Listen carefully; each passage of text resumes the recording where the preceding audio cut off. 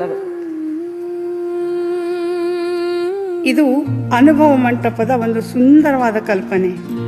ಇಲ್ಲಿ ಅಲ್ಲಮ ಪ್ರಭುಗಳು ಶೂನ್ಯಪೀಠಾಧೀಶರಾಗಿ ಅಕ್ಕ ಮಹಾದೇವಿ ಬಸವಣ್ಣವರು ಹಾಗೂ ಸುತ್ತಲೂ ಶರಣರು ತುಂಬಾನೇ ಸುಂದರವಾಗಿ ಒಂದು ಕಲ್ಪನೆ. ನೋಡಲು ಎರಡು ಕಣ್ಣು ಸಾಕಾಗ್ತಾ ಇಲ್ಲ, ಅಷ್ಟು ಸುಂದರವಾಗಿದೆ ಅಲ್ವಾ? ಮನಸ್ಸಿನ ಅಂಧಕಾರ ಬನ್ನಿ ಹಾಗೆ ಮುಂದೆ ಸಾಗೋಣ. ಬೆಳಕು ತುಂಬಿಸು ಭವಸಾಗರಾಲಿಯಲ್ಲಿ ಇನ್ನು ಹತ್ತಿರದಿಂದ ನೋಡಿದ್ರೆ ಜೀವ ಕಳೆ ತುಂಬಿದಂತ ಮೂರ್ತಿಗಳು ತುಂಬಾನೇ ಸೊಗಸಾಗಿದೆ, ವರ್ಣಮಯ. ನಿಜವಾಗ್ಲೂ 12ನೇ ಶತಮಾನದಲ್ಲಿ ಇದ್ದೇವೇನೋ ಅನ್ನೋ ರೀತಿಯಲ್ಲಿ ಇದನ್ನೆಲ್ಲ ತುಂಬಾನೇ ಸುಂದರವಾಗಿ ರಚಿಸಿದ್ದಾರೆ. ನೋಡಿ ಎಷ್ಟು ಚೆನ್ನಾಗಿದೆ.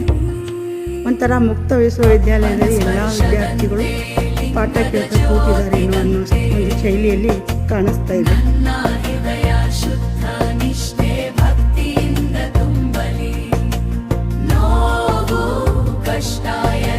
ಇದು ಎಲ್ಲ ಬಸವಣ್ಣನವರು ಜ್ಯೋತಿಯಾಗಿ ಆದಿಶರಣರೆಲ್ಲರೂ ಅದರ ದೀಪ್ತಿಯಂತೆ ಕಂಗೊಳಿಸುತ್ತಿದ್ದಾರೆ.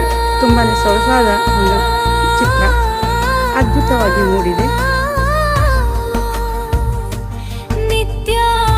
ಒಂದೊಂದು ಮೂರ್ತಿಗಳು ಜೀವ ಕಲೆ ತುಂಬಿದಂತೆ ಭಾಸ ಆಗ್ತಾ ಇದೆ. ನನ್ನ ಹೆಜ್ಜೆ ಸದಾ ಸಮಾನವಾಗಲಿ.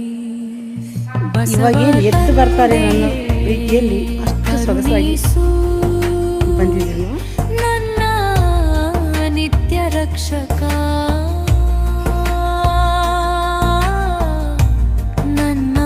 ನಮ್ಮೆಲ್ಲರ ಕಲ್ಪನೆಯಲ್ಲಿ ಅನುಭವ ಮಂಟಪ ಅಂದ್ರೆ ಇದೇ ತರನೇ ಅಂತ ಅನ್ಕೋತಾ ಇದ್ದೀವಿ. ಆದ್ರೆ ಇಲ್ಲಿ ಕಾಣಿಸ್ತಾ ಇದೆ 770 ಅಮರ ಗಣಗಳು ಇಲ್ಲಿ ಒಟ್ಟಿಗೆ ಕಾಣ್ತಾ ಇರೋ ತರ ಭಾಸ ಆಗ್ತಾ ಇದೆ.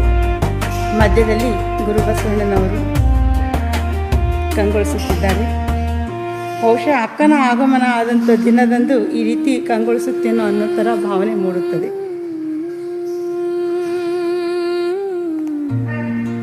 ಖಂಡಿತವಾಗಲೂ ಕೂಡಲ ಸಂಗಮಕ್ಕೆ ಬಂದಾಗ ಈ ಆರ್ಟ್ ಗ್ಯಾಲರಿಗೆ ಬಂದು ಇದನ್ನೆಲ್ಲ ನೋಡಿಕೊಂಡು ಹೋಗಲೇಬೇಕು. ಮಗಳ ಹಾಡು ಬಸವ ತಂದೆ ರಕ್ಷಿಸು ನಮ್ಮ ನವರತ.